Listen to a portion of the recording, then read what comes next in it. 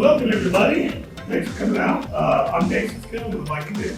Been on the Bike Committee probably 7 or 8 years. I'd like to just introduce two grants here who's coming for the next destination, basically Boundary Waters. Actually, and if you don't know much about the Bike Committee, Dan is kind of the guy to know about it, but we've been putting in a lot of different paveways. It's been a bridge in last year at Hazelwood, so you can see some of these things. So I encourage you to go down to the community park. There's biking. There's going to be even more. Is it connected to Franklin? Yes. So now it's connected, so you can ride all the way from Hazelwood all the way to Franklin. So if you don't bike, think about it. It's great exercise. It's great on your knees, and it's good aerobic activity. So after that, Thank you, Dave. Before we introduce the speaker tonight, just want to say thank you everybody for coming. My name is Dan Boren. I'm the community planner for the city of Springboro. Nan and I, the library and the city have been partnering since 2017 on this program. So just want to thank you all and thank Nan as well for providing the facility tonight. Before we go into introducing our speaker, just want to do some housekeeping. You can see in the back we have a gentleman back there taping for broadcast. Hi, Joe. Joe is taping tonight's program for rebroadcast through the city website, Facebook, and other outlets, YouTube. So Spectrum Channel 6, easy for me to say. So that'll be available in a couple weeks for you to see and to see on the rebroadcast. So with that in mind, if you have a phone, turn the volume down, turn it down to mute so that we don't interfere with the speaker. And other activities. I think you all know where the restroom is. There's plenty of information, including the rest of our programs for the Next Destination Speaker Series in the back. We have 2 more programs, both of which will be at the Performing Arts Center. We're taking February off. I think you're going on vacation. And we're going to be going back to the Performing Arts Center on March 5th for a mature hiker's guide to long-distance hiking, Ruthless Morley. I heard she's a very good speaker. And then on the 7th, we'll be having Mike's Bike Park, if anybody's heard of that, downtown Dayton, indoor bike park. They also have a facility in Huber. He will be here on Thursday the 7th. So we have our programming back there. Those will also be recorded, all be available for you. Plenty of information, take a chip clip. So without further ado, I'm going to introduce Nan. Thank you for coming to the Franklin Springboro Public Library. We're so excited about our new facility, so we appreciate you being here. I do have some wrap cards in the back about upcoming programs for kids, teens, and adults. We are having free beginners Pilates here the first Wednesday of every month, and we have free yoga. Let's see, I think it's the last. Yoga is the first Wednesday of each month here, and Pilates is the last Wednesday. I just want to take a few minutes to introduce Jim. It says he has spent a career in parks and recreation management in Ohio and has spent more years than he'd like to remember camping and backpacking. He took his first trip to the Boundary Waters in 1988. As a freelance writer and photographer, his work has won multiple awards, appearing in national publications and websites such as the Boundary Water Journals, Paddler, Camper Life, Canoeing.com, and the Trek Company.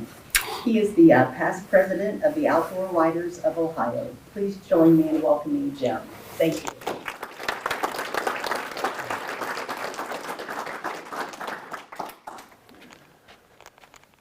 Well, thank you for braving Ohio's lovely January weather to come out this evening. We are talking about Boundary Waters, kind of the basics, what's there, what to expect, and what goes into planning a trip up to the Boundary Waters. Now, Henry David Thoreau once said, "Everyone must believe in something. I believe I'll go canoeing. And there's no place that I'd rather go canoeing than the Boundary Waters." Now, what am I talking about exactly on the Boundary Waters? There are 2 parks. There is the Boundary Waters Canoe Area Wilderness, which I'm not sure this guy's going to show. He's not showing. Basically, it's the purple crosshatch there. in the center. It is surrounded by Superior National Forest. That's in the far northern Minnesota. Across the border in Canada is Quetico Provincial Park. Here's another view of it. Basically together, you're looking at 2 million acres adjacent to each other. They're set on the ancient bedrock known as the Canadian Shield. There's countless lakes, extensive forests, and really it's a place where you travel by permit only. There's no roads, most areas, no motors allowed. There are restrictions in place to protect the area. But when you look at the map, it's really kind of hard to get a feel for just the scale of the place. The green there is the boundary waters in Minnesota, and then with the orange outline above it is Quetico. But to give a little bit better idea of the scale of the place, one thing that I like to do is kind of compare it to a park that you may be familiar with, or certainly a park like this. Just north of Cincinnati is a park called Sharon Woods in Sharonville. It's 740 acres. It's a pretty complete park. You've got a fishing lake, there's a trail around the lake, there's an 18-hole golf course there. You've got picnic areas, there's a historic village, there's a visitor center, there's ball fields, pretty much a good-sized complete park. So when you overlay Sharon Woods onto the boundary waters, if you see the red spot there in the middle, that is basically what Sharon Woods would look like compared. I've been going up there for many years now. In fact, here's a shot of my very first trip. The area was actually originally home to the Ojibwe people, known as the Chippewa here in the United States. By the early 1700s, what we're looking at there is French-Canadian voyagers. They were using the area as a trade route, hauling furs east and trade goods west. Logging and iron mining followed. But by the early 20th century, there were calls on both sides of the border to protect this special place. Canada and the U.S. worked together to set aside property for preservation, and in 1909, President Teddy Roosevelt signed legislation designating the U.S. property as the Superior National Forest. Now, of course, their idea of preservation back then was a little bit different than we have today, but through the years, the boundary waters have received additional protections to create the wilderness we now know. Today, it's a complete wilderness ecosystem. There's an abundance of wildlife up to and including apex predators such as bears and wolves, and then down to much smaller wildlife such as the Minnesota state bird, or the actual state bird, which is the common loon, which is not surprisingly very common up there. But depending on the time of year, there are more than enough mosquitoes up there, and you will need repellent. DEET seems to work pretty well for me, but you can use whatever you'd like. But despite those kind of inconveniences such as bugs, the beauty and splendor of the place are well worth the effort. And to me, planning is really key to an enjoyable trip. There's a number of questions you really want to consider as you plan a trip up to the boundary waters. The first one is, which of these two parks do you want to go to? Do you want to go to the boundary waters in Minnesota, or do you want to go to Quetico in Canada? Neither one of them is what you would call busy. They're not really packed, but about 90% of the visitation stays in Minnesota. And that's, so people then think Quetico is going to provide, more seclusion, which it will. A lot of folks think it's better fishing up there because there's less fishing pressure. But the South gets 90% of the visitation for a number of reasons, not just because it's closer. There are more restrictions. There's additional costs involved. Restrictions, for example, on fishing. There's no live bait in Canada you can use. You have to use barbless hooks. And then, of course, you got to get across the border in a post 9/11 world. But there are some costs to consider as well. This kind of gives you an example of what the costs are differently between a Minnesota trip and a Canadian trip. Boundary waters in Minnesota, it's $6 to reserve. Camping is $16 per adult, $8 per youth, and if it's a family, they can all get on one family fishing license. So you're looking at about $120 for the paperwork costs. Quantico permit's a little more expensive. The camping is $21.50 per adult and $8.50 per youth, but that is not per trip like in Minnesota, that is per night. So it does start adding up. Besides having to have passports, you need a remote area border crossing pass or CAN pass, which is another $30. And then there's 2 adult fishing licenses, and the youths can fish off of those. The total is significantly more, but you do make an adjustment. Last time I looked, a Canadian dollar was worth about 75 cents American. So you can adjust that down, 334. So is a trip to Canada worth more to you? Hopefully it's worth at least 200 more if you decide to go. There's other things, and depending upon your group, they can be important too. What I'm talking about is toilets. Now, you go up there, you're not going to find a bidet, no matter where you go. But there is a difference between the 2 parks, and depending on your group, it may make a difference to you. The U.S. side, all the campsites are designated campsites. There'll be a fire grate there, put there by the Forest Service. If you take a hike down a little path, somewhere you're going to find a toilet. Notice I didn't say latrine, I said a toilet. That's pretty much what you're going to find on the American side at each campsite. Now, that doesn't really seem that plush, but you compare it to the Canadian toilets, which are pretty much do-it-yourself affairs. So you're digging holes up there. So that may make a difference for you. So once you decide, which of these 2 parks I'm going to go to, the next thing to think about is when do you want to go? Assuming you have some options, you can vary quite a bit depending on what's important to you. Do you want to stay away from the crowds? What fishing is interest to you? Insects, things like that.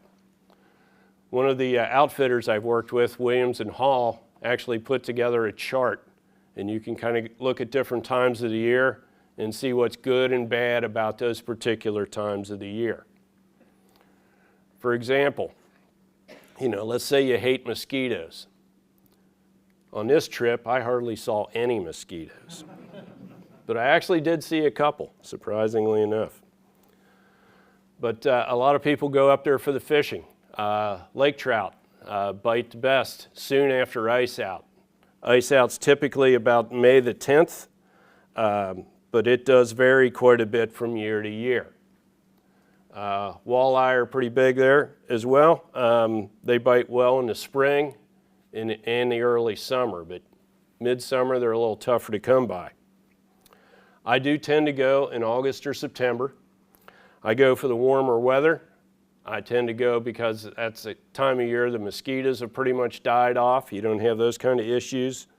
But I also really just enjoy fishing for smallmouth bass.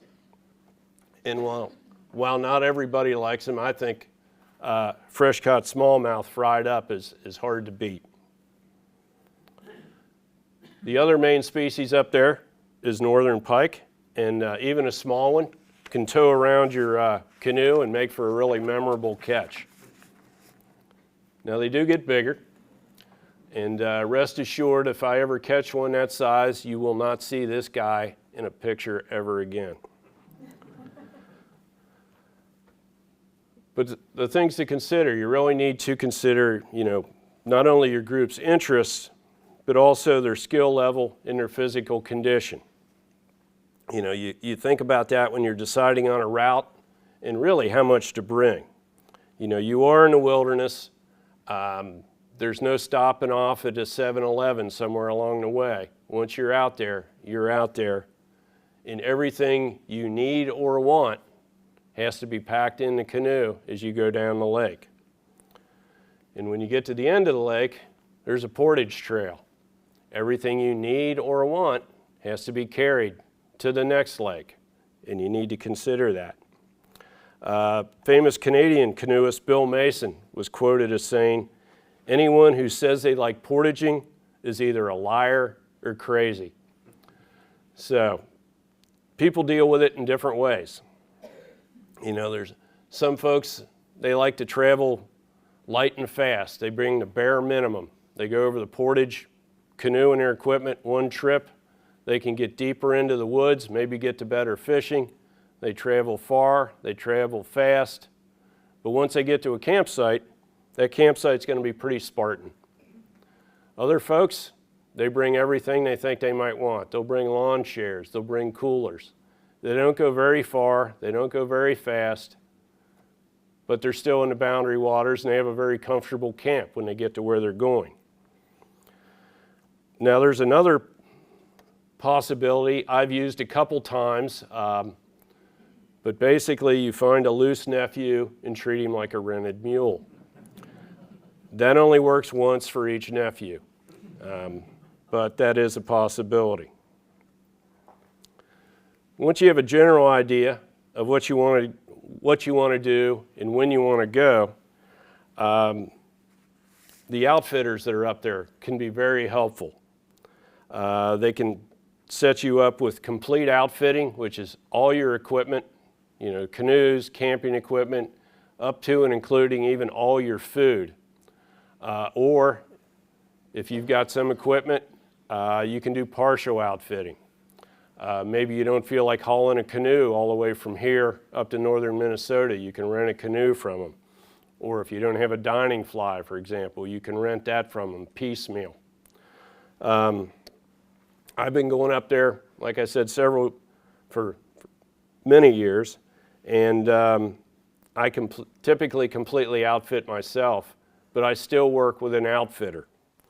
I do that for a number of reasons. Most all of them have places to stay. I get up there in the afternoon, I stay overnight, and I can start out first thing in the morning fresh. I let them deal with the permits. You can get them yourself, but they can get them for you. It just seems simpler to me. Probably the main thing I use an outfitter for is their local knowledge. When you come up, talk to an outfitter, tell them what you're thinking about, give them some ideas. They can come back with some route options for you. And they can provide a set of maps that they've marked up with local knowledge. It's important. Now I'll try this thing again, see if I can hit anything. It's just not showing, is it? Some of the things I can mark, you see that there's a circle around the campsite up there. That's the best campsite on that lake. They may mark up there in the corner as well, SMB, that's a good place to fish for smallmouth bass. They can mark some things that may be, more important than that. There may be a campsite that has had bear problems that you want to avoid. They can tell you which places to avoid. And there's even places on the map where the map is wrong. Again, up in the left-hand corner, there's a spot where the portage is actually marked wrong on the map. He corrected the map for me, so I'm not spending all kinds of time looking in the wrong spot for a portage trail. Beyond that, they can also provide, some of them can provide motor tows around the edge, get you a nice flying head start into the wilderness so you don't have to paddle across lakes to get to the lakes that you want to get to. Some places you can even avoid a portage through that. And for the ultimate, there are fly-in, paddle-out trips available. But at some point, you are on your own self-sufficient adventure. You know, there are a lot of options about what to see or do, besides the world-class fishing that's up there. Some folks just use a trip to relax and recharge in nature. And it really is hard to beat an early morning overlooking a quiet lake like this, and your group are the only folks around. The scenery in and of itself can be quite a draw. It's just gorgeous up there. If you have an interest in cultural history, there's a lot of evidence from before it was a park going all the way back to some ancient pictographs that are scattered throughout the parks. Some folks like just relaxing along moving water has a restorative effect to them. By the way, if you're at a place like this, there is going to be a portage trail on one side or the other. Take that portage trail. In the wilderness, it's really no place to take unnecessary risks. You know, if you do something, go through that rapids, you get your stuff wet, or put a hole in your canoe, help is a long way away. So you want to be extra careful while you're up there. Another reason a lot of people go up there is for the wildlife sightings. They can be a real highlight. Though it's not like the zoo or even your typical national park. You know, you have to keep your eyes open. You might get a glimpse on the far shoreline through the morning fog. There are quite a few moose up there. You could be looking around up higher, spot an eagle in a tree off in the distance. Or you can spot them in a tree not in the distance. I've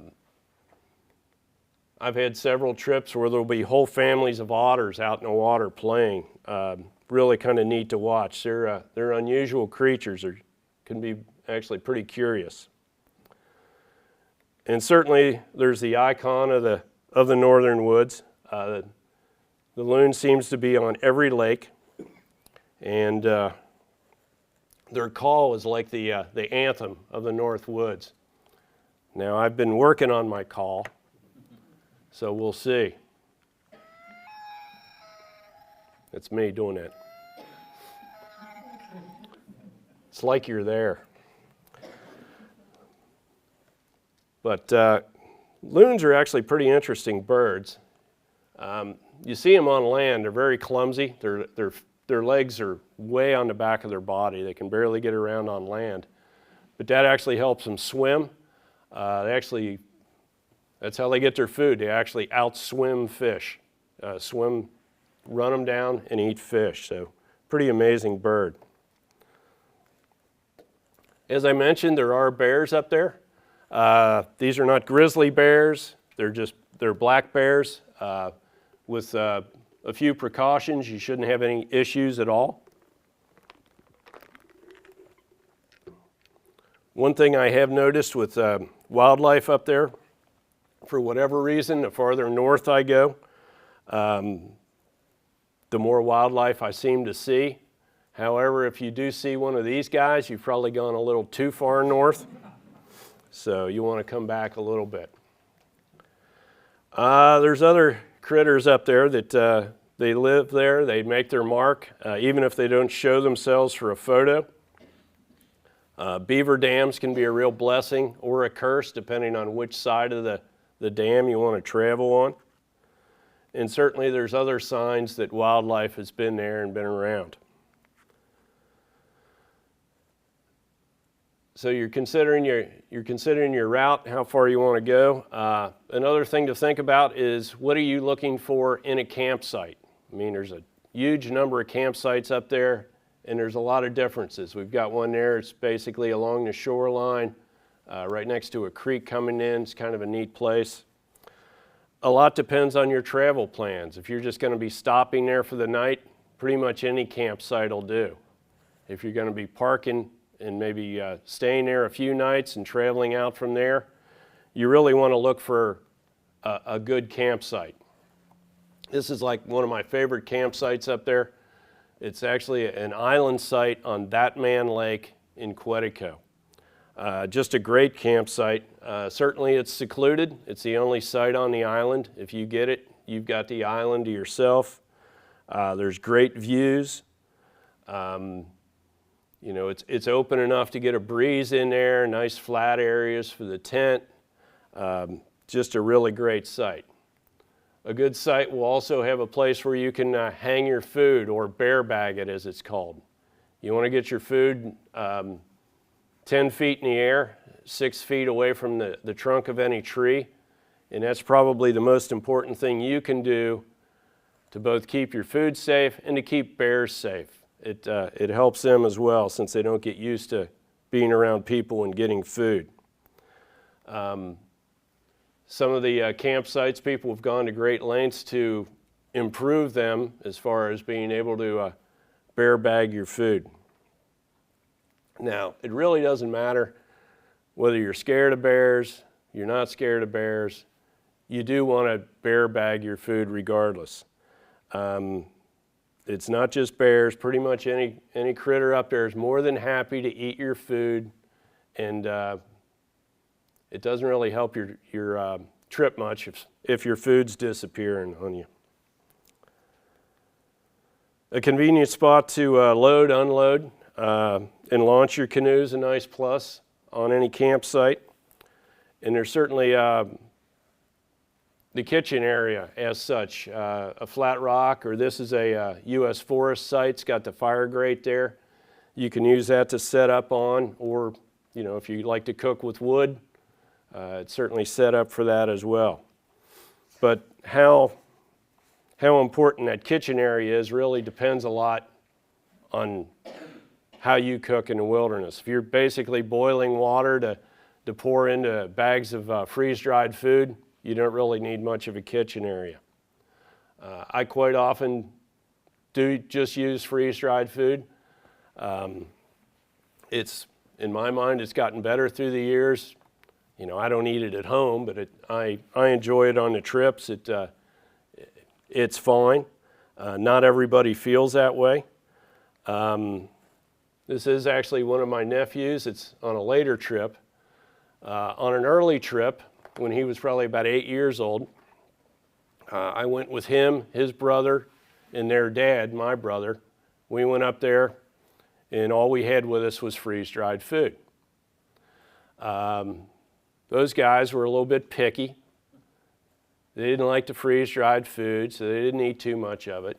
And they actually each lost about 5 pounds on a trip up there for a week. Now, me and my brother, we were raised on my mother's cooking, so we eat anything. We ate our freeze-dried food, we ate most of their freeze-dried food, and we actually gained weight on the trip. So it all depends on where you're coming from on that. You can look to supplement your food with fish, but you don't want to absolutely count on that. As good as the fishing is typically up there, no matter where you are, sometimes the fish just don't bite. You want to bring some backup food. Make sure you have plenty to eat while you're up there. You know, you don't want to get stuck up there having to play survivor man, just foraging for calories.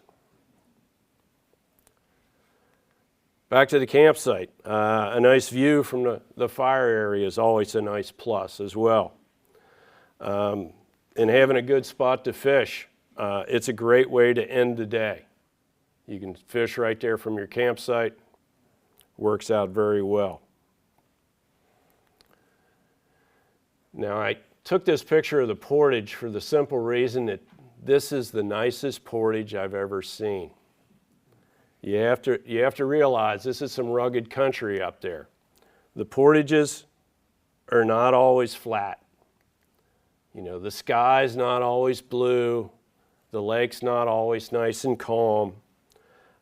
You are in the wilderness, and the weather can get bad. This picture does not do this scene justice.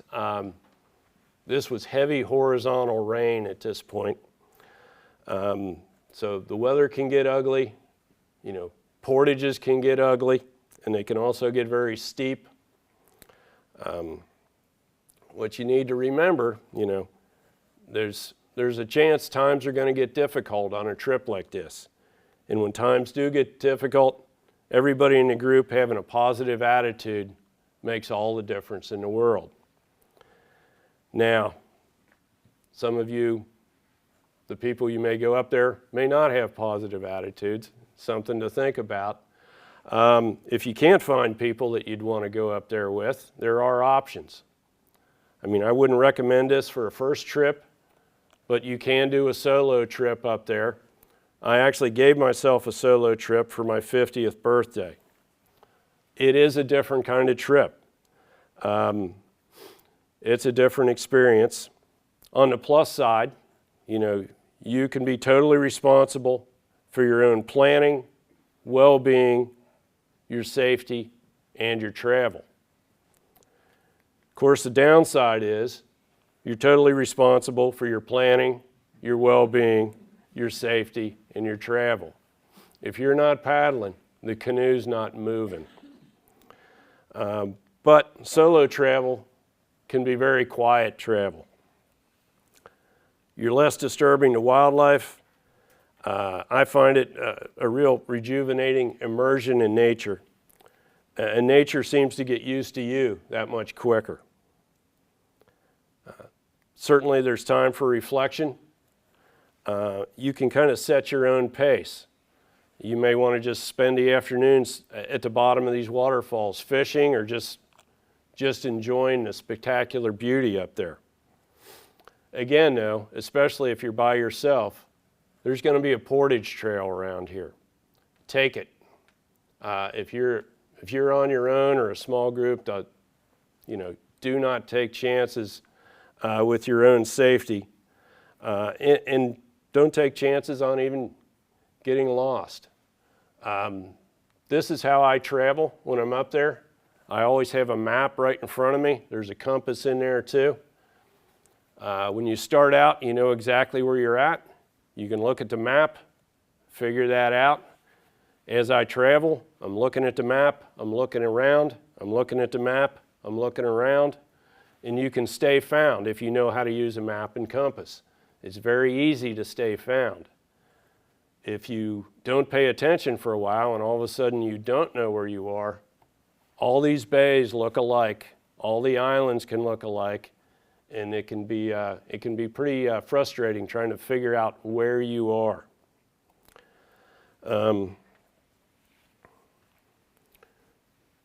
As you can see, I'm not real big on technology. I'm paddling a wooden boat there. I'm not real big on things like GPS. A lot of people use them, and they're fine when they're working. But the way I look at it, if I leave my map turned on all day, the batteries aren't going to die. If I drop my map on a rock, I'm not going to break my map. It's going to keep working for me. The one bit of technology I do lean on is a satellite tracker. There's a number of different kinds. Cell phones are getting to the point where they're going to start replacing this. But so far, this is what I've been using. There's different ways to use it. How I use it, the bottom right button there is an OK button. How that works is you can pre-record messages. Once a day when I'm up there, I'll hit that OK button, and it's something as simple as it sends a message to either a text number or an email address, whatever you put into the system, a short message such as, everything's fine, here's where I'm at, but it'll send that message, and it also sends a Google map of your exact location, which is kind of neat. Bottom left is a secondary message. You can, again, if there's one location that you've been telling people you want to get to, or you want to let people know it's the day before you're coming out, you write that message before you go, and again, sends via text or email, hey, I'm one day from getting out, and again, it tells exactly where you are with a Google map. Now, the important buttons and the ones that thankfully I've never had to use, there's a helping hand button there. In my mind, that might be a case where let's say you're up at that island campsite that I showed you. You didn't think to tie up your canoe. Storm comes up in the middle of the night, your canoe blows into the lake, floats away. Now you're not hurt, but you're stuck on this island, nobody's coming by, and if you planned it out, that helping hand button, you can push that, and maybe the message to your friends or family is something to the effect of, I'm not hurt, this is not an emergency, but I need help to get out. Please call the outfitter at whatever the number is and give them my location. And they can do that for you. And then certainly, if things go really bad, you've got an SOS button. In my mind, this is a case where maybe you're going down a portage trail. It's a rugged one. You trip, you fall, you break your leg. It can happen. Or you and a moose maybe have a disagreement and it doesn't go well. At this point, you need help and you need it as soon as possible. You push that SOS button, the signal goes straight to the closest search and rescue. Only it's not search and rescue because they know exactly where you are. There's no search, it's just plain old rescue. So to me, that's the one piece of technology that I think really fits out here. You're not using it to order pizza, you're using it in case you're really in trouble. Beyond the technology, what do you want to bring along with you? Pretty straightforward. Obviously, you want to bring clothes. Pants are nice. But what I mean by that is I always bring at least 2 sets. And I always keep that second set in waterproof bags. And that can be something as simple as Ziploc gallon Glad bags. They work fine on clothes. I've used them for years backpacking up here. That'll work for you. But even in the summertime, you want to bring at least a fleece with you. You want to bring rain gear and a hat over and above, shirt, pants, that type of thing. Footwear is another thing that's personal choice. Again, because it can be rugged up there. I don't ever bring anything like flip-flops or anything like that. I want to protect my feet. But I'm also not real big on heavy boots, especially if I'm getting in and out of boats. I'll bring a couple pair of trail runners. One pair's for traveling, the other pair's for camp. I keep them dry. The rest of this, pretty straightforward. Sanitizer, hand sanitizer, got really popular during the pandemic, but it works wonders up there. It's just one less chance that you have of getting sick and ruining your trip. Keep your hands clean before you eat. So other than that, that's all seems pretty straightforward. And that's for individuals. Each group should have a first aid kit. It's not overly dangerous up there, but you are around rocks and sticks and that type of thing. Sooner or later, there's a chance somebody might get an injury. Most of them are pretty minor, but if you've got a small first aid kit, it comes in really handy. I say compass and/or GPS, but like I've already said, bring a compass, bring a map, and know how to use them. Water filter, again, I'm looking at as kind of cheap insurance. A lot of people go up there, they drink right out of the lakes, and they're fine. I don't. I just, to me, it's worth the extra, 15 minutes to filter the water to make absolutely sure I don't spend my trip hanging real close to one of those boundary water toilets. It's just not worth the trouble to me. Now, when you're dealing with an outfitter or you're not, there's things you need to bring. Outfitters can provide all this, or they can provide part of it, depending on how you want to deal with it. Obviously, you need a canoe, you need paddles, and that's not a PDF with instructions on how to use them. That's a PFD, which is personal flotation device or life jacket. Once again, you're in the wilderness, you're a long way from help, wear the life jacket. It's the easiest place to keep it.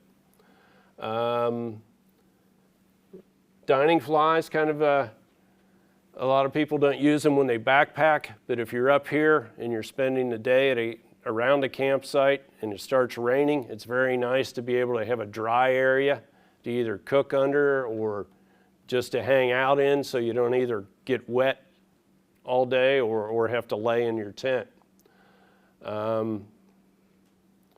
Stove and fuel, a lot of people do like to cook with wood when they're on a trip like this. It's all well and good. It does take a lot longer typically, but the one thing you need to be aware of is when they get dry spells up there, quite often late in the summer, there can be fire bans, and in which case you absolutely have to have a stove and fuel with you. The rest of this, again, pretty straightforward. And like I said, with the outfitter, they can provide everything up to and including food. If you are going to Quetico, you need to bring a couple extra things with you. As I said, on the U.S. side, it's all designated campsites. They all have a fire grate that's already there. On the Quetico side, there are no designated campsites. There are areas that have been used for years and years that are very obviously campsites, but they're not provided with either the toilet or the fire grate. You do need to bring a fire grate with you. It does not need to be anything big or heavy. They make small folding ones. You just have to have one with you. I've carried one on several trips. I've never actually used them, but you need to bring them with you. And then certainly, if you're up there, you're going to need to have a hand trowel or a small shovel to, dig your own toilets.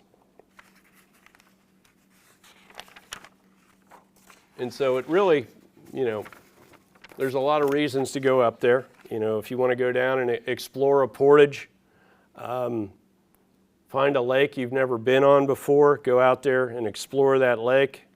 You can certainly pull your boats up to shore and explore the woods. You can be up there to just enjoy the wildlife, go up there for the fishing, or just the beautiful scenery. The Boundary Waters and Quetico, either one, they are magical places both day and night. I mean, when was the last time you saw a sunset like this in Dayton? And you get a complete immersion in nature. You spend all day maybe traveling. You get to a campsite, you're set up there for the night, the moon's coming up over the lake you just paddled across. It's just gorgeous. And if it's clear and there's no moon, you're going to see more stars than you can imagine. You can see the entire Milky Way. I've even seen satellites going up overhead. And if you're lucky, maybe one night you're there and to the north a little bit, the sky starts to glow. That's not a Walmart. Maybe you get lucky enough, you can get the northern lights dance across the sky. It's just an amazing experience to be able to sit there on a lake like that and see that going on. So it does take planning. It does take a willingness to work and be out in nature on our own terms. But a trip to this special place can be life-changing, or at least provide you an opportunity to contemplate where you've been, where you're going. One of the people that helped protect the area, Sigurd Olsen, is quoted as saying, "Wilderness is more than lakes, rivers, and timber along the shores. It's more than fishing or just camping. It's the sense of primeval, of space, solitude, silence, and the eternal mystery." And for me, when I think of wilderness, I think of the Boundary Waters. Now, if you do want to go up there, there's a lot of additional places you can get information. I've mentioned outfitters. I've worked with several of them. These are 3 that I have worked with, and I've been happy with what what they've provided. In the center, near Ely, Minnesota, Williams and Hall Outfitters. The east side is actually the Gunflint Trail. It's Voyagers, and that's their website is canoeit.com. And over on the west side, there is Zups. If you want to get permits yourself, one thing, you're in luck. They open up tomorrow for the American side. And that's the recreation.gov. You can get the permits yourself right there. Depending on when you want to go, if you want to be up there July 4th weekend, I'd be getting my permit tomorrow. You can typically wait a little bit on, if you're open to various entry dates. Quetico, they work their permits is basically 5 months before the day you want to go in. That's the day you can get the permit. So it's kind of a rolling deadline on that. There is a magazine if you're interested in learning more. Boundary Waters Journal. A lot of articles about just trips up there, but quite a bit of good information. There'll be different articles specifically about fishing. And they do a regular article about the different campsites on different lakes, so you can kind of see what's good and what's bad about different campsites up there. And there are, quite a few books have been written about the Boundary Waters, and a lot of them are worth reading. I'm kind of partial to this one myself, and I will have copies for sale after the program tonight for a mere $5 a piece. But with that, one other thing, if folks want to grab these afterwards, I do have a brochure from Williams and Hall just as an example, tell you a little bit about what they offer. But one thing that's also in these is an actual price list. So you can go through, you can see what the different packages cost. And even to the point of, it shows you what kind of food is available, and you actually can use a form here to pick and choose food if you use them. And again, nothing specific about these outfitters. They pretty much all provide the same kind of information. But if you want brochures from them, I've got plenty of them up here. And with that, if anybody's got any questions, I'll be more than happy to try to answer them for you. Yes? How do you get up to the area? Do you go to Duluth and drive, or? I typically drive. You just drive yourself? Yeah, I just drive. It's, depending on how fast you go, 15, 16 hours. I generally, what I do is I'll start one afternoon, get past Chicago, and then drive the rest of the way the next day, get there in the afternoon. That's when I meet with the outfitters, spend the night, get dinner there, spend the night there, and then go out first thing the next morning. Yes? Is there cell phone service throughout the park area? No. No. The spot works off of satellites. It does not need cell service. So would you take a sat phone in there for safety reasons? I take the spot. That's it? Yeah, I don't, I'm sure you can, and some people do. I've never felt the need. As long as I've got that, I figure if I get in bad enough trouble, I can get a signal out that I need help. I can't tell them exactly why, but I can tell them I need help. Yeah. But can you get a sat phone from a outfitter? I don't know. I've never tried. I would, yeah. Sounds like they can. And then, and again, I haven't tried this, but the new iPhones is supposedly you can use as a sat phone. Okay. When there's no signal, you can at least get an SOS out. But I don't know the specifics on that. Okay. Yes? Are all the campsites first come, first served? Yes. Yeah, pretty much. And that's another thing where, the deeper you go, the less other people you're going to see. And it does vary. I just as an example, I often go in, last time, The one picture I went with my wife, we went out on Labor Day. We got in, I'd say once you're into the boundary waters, I'd say on Labor Day itself in the morning, we paddled probably past a dozen campsites. Every one of them was full. But we got back probably about 3 portages deep that day. Had to place, we were on Knife Lake and had big areas all to ourselves. Knife Lake's a big lake. We had the area to ourselves, and when we came out, it might have been it wasn't a real long trip, probably the Friday after Labor Day. Coming back, every one of those sites was empty. So a lot really depends on when you go. Holiday weekends, it's going to be busy. You go in September, you can have a lot of seclusion if you want it. Yes? What do you take up there for photography equipment? I used to take a pretty good size 35 millimeter, but anymore I just take my phone. I mean, I've had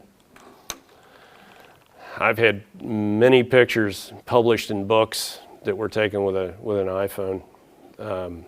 Anymore, they're about as good as there is. And then, they're pretty rugged, and the new ones are waterproof. It's just one less thing to carry. What's the farthest north you got up in Aquatico? I did a loop, trying to think, just looking top to bottom, probably halfway. I mean, I've looked at some trips where basically you do it one way, but it's so hard to get to the north side and just paddle completely back down. It's kind of a pain to get to that north side. But I've done a couple loops that got me pretty much, halfway, a little bit more. How far is halfway? The one was like a 50-mile loop. And again, it's, you can make these trips as easy or hard as you want to. I mean, that is really one of the big options here. There's folks that they come into Ely, they get a motor tow down Moose Lake. It's one short portage. You're on another lake, and that's where they stay the whole week. And then other folks, it's a marathon, basically grueling day after day, see how many miles they can do. It's really what you want out of the trip is what you can make it whatever you want. Yes? How is hammock camping in Quetico? Plenty of trees. I would think, I don't know of any issue you would have with it. I mean, certainly if you're in Quetico, you can literally camp wherever you want. So there's some sites there that are not the best for tents that would probably be fine for hammock camping, and it might actually be better up there. Yes? What do you take for fishing gear? I usually take in Canada you can only use one at a time, but I usually just take a couple spinning rods. I'm going to say 8-pound test, medium action, and then just an assortment of spinner baits, some crankbaits. On the U.S. side, a lot of times I'll fish with leeches. I mean, this smallmouth, again, I like smallmouth fishing. When they're on, it's unbelievable. I mean, I was up there one time and I literally got tired of reeling them in. And that doesn't happen easy. It wasn't 2 or 3. There was a storm coming, and everything was just set perfect as far as, the pressure's changing, the fish are on the feed, and we were right on some cliffs, and the smallmouth loved hanging on these cliffs, and throw it in there, wait about 15, 20 seconds, you got one after another, and some big ones too. And, other days, nothing. But that is one of the pluses for the American side. You can use live bait if you want. Yes? How many pounds of gear would you typically take?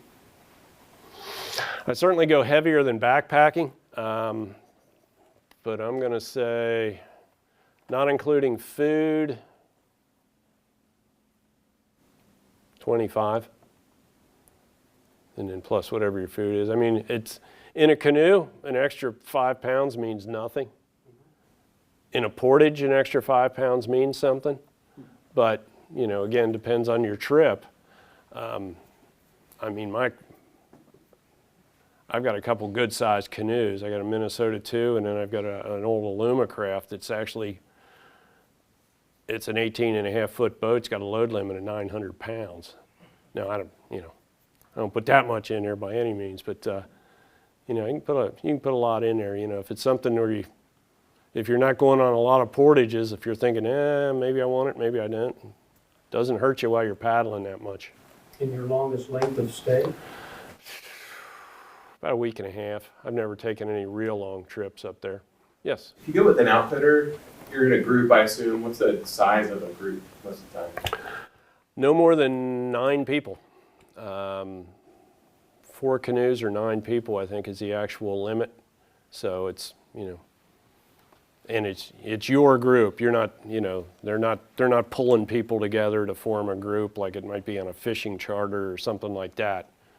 It's your group, whether it's 9 people or you by yourself.